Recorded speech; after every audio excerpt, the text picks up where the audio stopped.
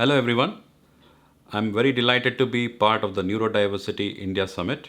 Thanks to Usha Rangraju and all the other speakers who have been part of this wonderful event. Wish we could all meet you in face to face, but I'm pretty sure it's not very far that we'll all come across each other. Thank you very much for this opportunity and thank you for tuning in. Today, me, Dr. C.P. Ravikumar, a consultant pediatric neurologist based at Aster CMI and Aster Whitefield Hospital, I would like to speak to you about few issues that are related to children especially and also the issues that affects them when they grow up as adults. So there are several domains and which I would like to cover. One of them is at home, then school, work, and as a society as a large. So let's start from home. Neurodiversity. Neurodiversity is not new. It's been there from time immemorial. However, it is an exception to accept it rather than a rule. So let me give you some examples starting from home. I'm sure you have all heard of Ashtavakra. For those who do not know, he is one of the greatest sages of our history. When he was in the womb, he was able to learn all the Vedas, the songs or the hymns of our Hindu scripture so elegantly that one day when his father was reciting, remember when Ashtavakra was still in the womb, he was able to identify the mistakes of his father, and his father did not accept it. Obviously, he was very angry, and his ego made him curse. Curse gave him 8 deformities, and that is how the name Ashtavakra. So, this is how it starts from home. Even at home, the parents sometimes find it difficult to accept a child is different from others. So, how do we tackle it? First of all, what parents need to understand is there is no one set of rule that every child has to grow as. For example, some children are very good in studies, meaning they are very good in academics. They may score 100 out of 100. Good, fantastic. But there are certain other individuals who are exceptional in physical activities like sports. Example, Sachin Tendulkar. Those who know him or those who follow him, I'm sure I don't have to speak about his cricket. But how many of you know that he failed his 10th standard exams? But does it matter? Today if Sachin Tendulkar comes or you have somebody who scored number first rank in IIT, whose autograph would you ask for? So remember this, children are not designed the way we want. It is true, we all have expectation. As a father, I do have expectation from my son. I'm sure same thing was with my father. But expectations has to be realistic. There are certain times children are pushed to do certain things because it is usually the parent who could not do something in his life for whatever reasons tries to enforce or tries to push this on their child. So have an open mind, listen to what the child says, observe what the child is good at, and then encourage the child to be what he can. However, doesn't mean you become lax, doesn't mean child is not putting in the efforts or is not putting the efforts he needs to put it sincerely, you ignore it. That is not what it means. It only means to understand the limitation of the child, understand the strengths and encourage it. So that is how we can start off from home. Second one is setting the goals. Sometimes the goals are set so high that child is continuously pushed to study, study, study. It is rather sad that we are not able to give our children the childhood we had. Forget about others. Imagine your childhood days. Most of the young parents today, I'm sure you can remember the day when you were able to run around, jump the compound, probably climb a tree, pluck a fruit. You had fun. Are you able to do this to your children? Especially in cities like metro, these days you can't even expect the child to cross the road. Forget about cycling, forget about playing cricket. It is rather sad that we have brought the society to such an extent that children are not able to be children. So keep these things in mind. Now many of you live in apartment complexes. Luckily, majority of the apartments or many apartments are built with play areas, built with some protection where you have security, where they can go around freely without much fear. But it's rather ironical, many of them do not use the services. Many of them do not know who their neighbors are in spite of having a apartment complex of 3,000 or 4,000 flats. It is rather sad. So you need to look into how you can address these at home. So as I say, charity begins at home. So first get the home in order so that you can help the children to grow up to the school. Let's look at the school. Schooling is very crucial. I'm sure it is an understatement. most of our careers, most of our life are guided what happens during schooling. The friends who probably last for a lifetime, we make them at school. School these days, once again, has become more focused on rote learning. The good thing is things are changing and schools are realizing, parents are realizing it's not about academics, it's about the overall development of the individual, which is very good. But still, there's a huge gap between what is expected from the school, what a student can achieve. So let me give you an example. A student who is not able to perform well, let's say is not good in studies, means reading, writing, or mathematical skills. Somebody who is not able to follow simple instructions, most of the time they are labeled as not good fit in our school. Many of the times the schools may find it very difficult to keep their child, because I'm sure there are many schools with a different thought, but majority of the school want their students to score excellent in the exams. Not many give weightage to the academic activities. Are the schools ready to accept children who are different? So we have been speaking about different neurodiverse. What I need to emphasize now is neurodiversity or neurological problems are real.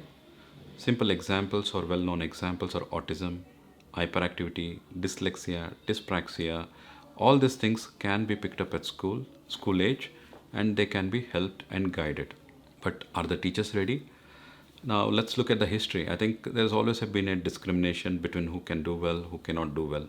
Somehow the focus is on making that perfect child at home or at school, but ignoring those who do not fit into this squared box. I'm sure we all know about Dronacharya, who wanted to make Arjuna one of the best students or best archers. And they came across Ekalavya. Ekalavya obviously was probably the brightest student with probably the least ego, who was able to excel Arjuna in archery, and that was not well tolerated. Well tolerated. I'm sure you all know very well what happened. Now the same thing happens in our schools. I'm sorry if there is an exception where some teacher is different, but I'm talking about the general rules. Most of these children are ignored because they're not good in the studies.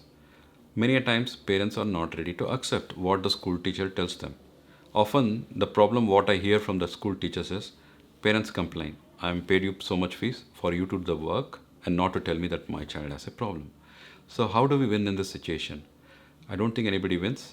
The loser is the child. So please remember, if there is a problem in the child, he finishes school one day or the other and he will come out.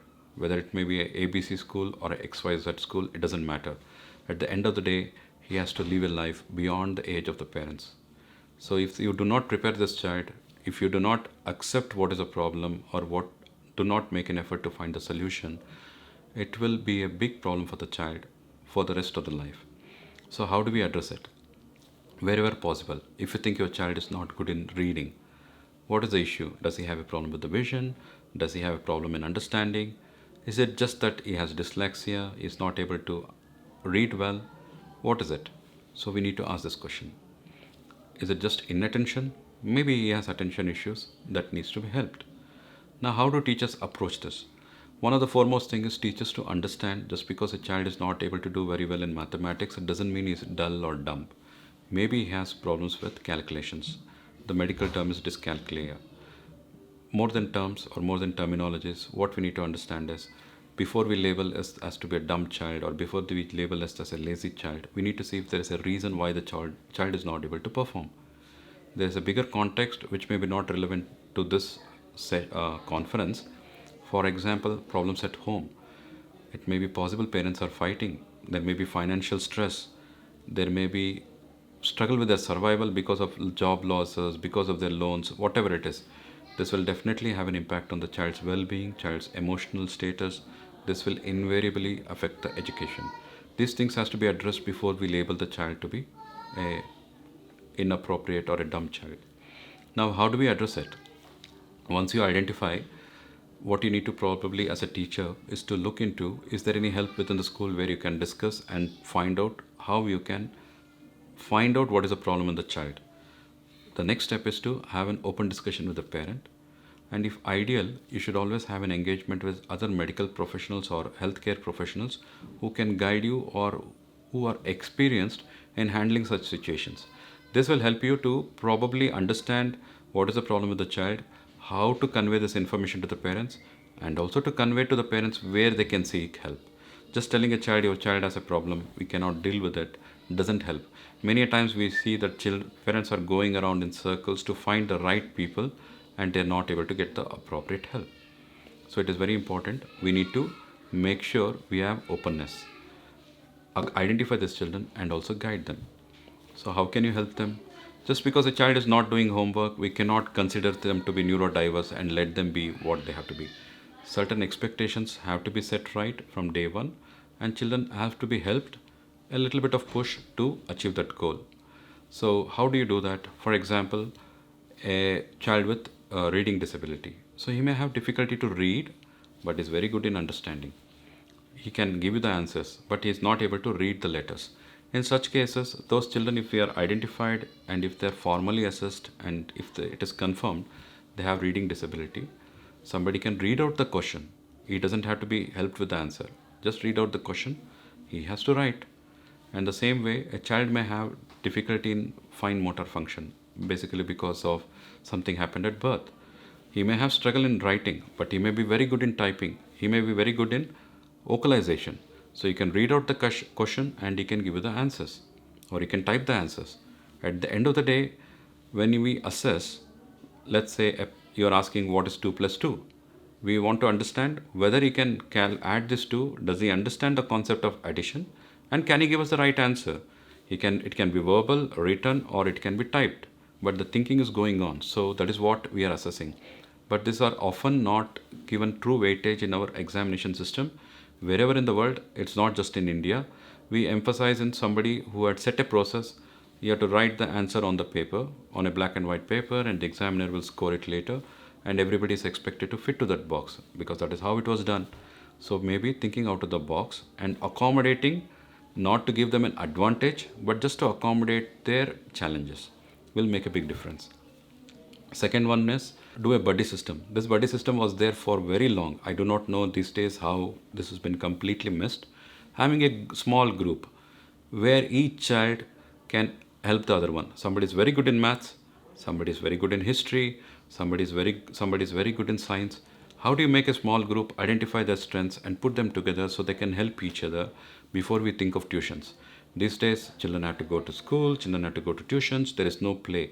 It's like all work and no play.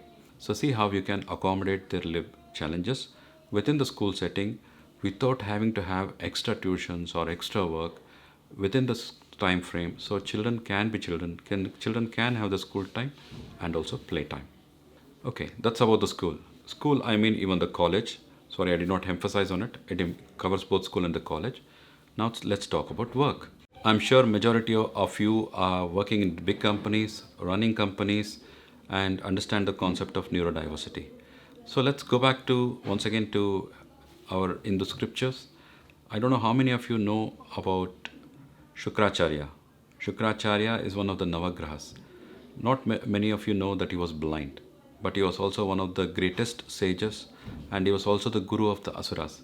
He was the first person who learned the art of reincarnation or bringing the dead back to life. So that is how the Asuras could never be killed. And in fact, the Devas wanted that knowledge. So why am I bringing this? Even though he was a blind person, he was one of the considered to be the greatest saints. And even today, we worship him. At our homes, or when you say any Navagraha mantra, you speak about him. So that is the role, or that is how people have been even in the past with the disability. Obviously, I'm sure they've come up with much more great challenges or odds in life. So why am I bringing this into context? If a community can accept a blind person as their guru, I'm pretty sure we can accommodate many individuals with disabilities at our workplace. The other person, we are all very well familiar in our histories, Dhritarashtra. The person was blind, but he was the king. So let's come back to today's world. Where do these children or individuals with disability fit in? I'm pretty sure it is very tough. Recent study in India says almost 10% of the individuals in India have neurodisability. It can be very varied, meaning 10 out of 100 have neurodisability. Some are seen, some can't be seen. You may just feel this person is slightly different to what we perceive as normal. That is where these individuals struggle. A disabled person, you may straight away say, what is the problem? But there are certain individuals where it may not be very obvious. Somebody with autistic traits, they may find it very difficult in groups, in big communities, loud environment. But they're excellent in their work, very sincere, very imaginative, great thinkers. Simple examples I can give you, especially the IT communities who are the majority in Bangalore today. You all know Steve Jobs, and recently Elon Musk is in news. They are not the normal kind of individuals in the society. They are outliers, and I'm sure they fall in the higher intelligence spectrum, but they are great achievers. But there are few lucky individuals who were able to reach that place. But there are many such individuals who are not even given a chance, or even if they try hard, they are never given the position or the role where they can perform well. Basically, they are put into that under recognized category. Why does this happen? First of all, we are not open to the concept of neurodiversity, that we are all different. Secondly, the whole process is set by somebody in the past who has to fit into the box. Simple example, the HR sends an application, you are expected to type, you are expected to come to the interview, make excellent eye contact, smile when you don't want to smile, give them the answers they like. Whereas a person with a different kind of thinking, for example, a person with an autistic spectrum, he will not make great eye contact, but he knows what the job you want to do, he can do it. But just because there is no good eye contact, not much smile, they may already start losing in the first step. The HR person who is appointing, he may find this person is not somebody who would like to work with. So that is where they start losing out. So when these individuals go for the interview, they find this first step itself is very arduous, and the person on the other side of the table probably doesn't recognize this person has a what we call the neurodiversity or the autistic spectrum. He may not be making good eye contact, he may not appear to be empathetic, but they are great human beings. So the HR mindset has to open up. They need to think a non-traditional way of doing this interview. Secondly, long waiting time. Sometimes 30-40 people are called, they have to wait in the corridor for a very long time, very noisy, gossips, talks, chit chats are happening. A person with attention deficit or a hyperactive person may find that whole environment very disturbing, and it will make him very nervous. And same for an individual with autism. So they may struggle. So it is very difficult or very important for us to understand. So you need to create the right environment if you are ready to accept individuals with different abilities.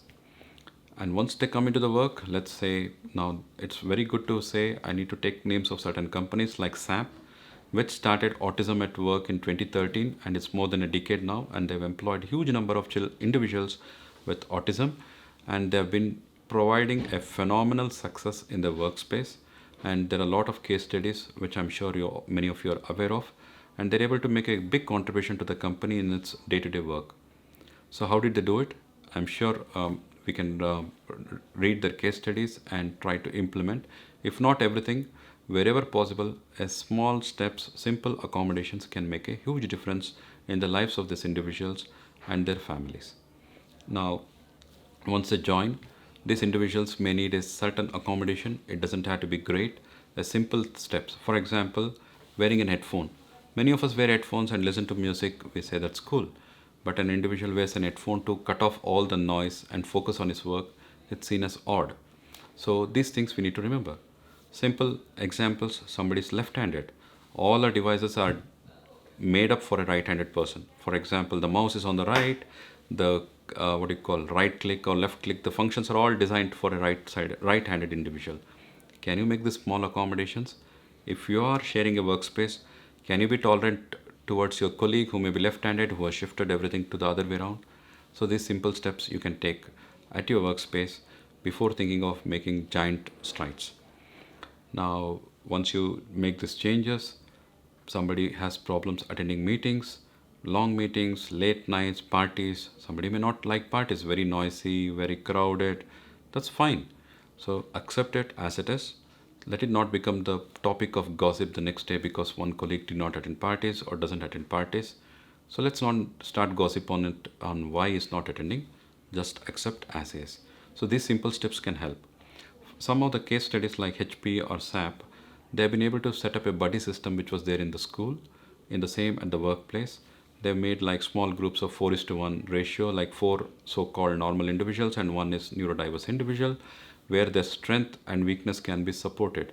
And this has made a big difference in a big multinational like SAP. I'm pretty sure this can be copied or this can be recreated at other workplaces.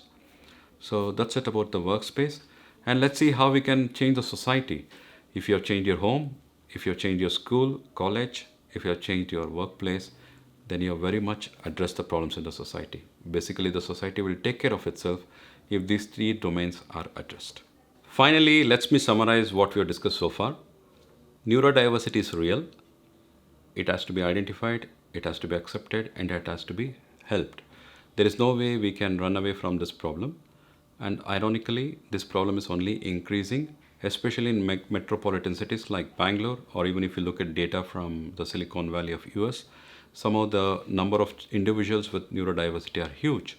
So let's see how we can put all our discussions in one summary and how we can implement. First and foremost, acceptance. Whether you're a parent, whether you're a school teacher or a college teacher, or whether you're at workplace, maybe you're a HR manager, or you may be a co-employee or colleague of another individual with neurodiversity, you have to first accept these individuals are real and these problems are real and they're different. They're not disabled and it's part of the human evolution.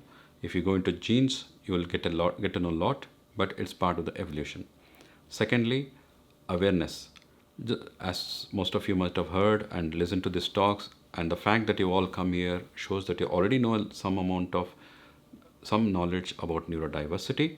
So unless you share and raise the awareness of the people around you, things will not get better.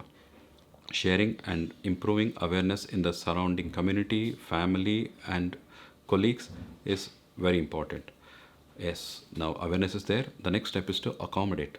As we discussed, how you can help children with reading disability at school assessments, how you can accommodate an employee at workplace. This will make a huge difference in how we can make a real impact in these individuals. Are they beneficial to our society? There's a lot of data. They are definitely going to be a great contributors. And 1 in 7 individual who has neurodisability, when employed, they become net contributors to the economy. So there is no doubt these individuals are as good as you and me. It is very important that we accommodate and accept. Finally, what I want to say is, every brain is diverse. So basically we are all different. So it is very important for us to accept neurodiversity. But a word of caution, do not take neurodiversity for granted. As I've mentioned many times, it is a real problem. We should not take somebody who's probably inefficient at their studies or work to be so-called neurodiverse, and we cannot let complacency enter into our workspace. This is very important for us to be aware. I hope this was useful, and I'm sure you will enjoy the rest of the talks in this conference. And once again, thanks to Usha Rangaraju and many other excellent speakers on this platform. I look forward to meet you all one day. If you wish to contact me at any point of time, we can always connect, and you can watch this video later as well. Please get in touch. My details are going to follow. Look forward to meet you all. Thank you very much.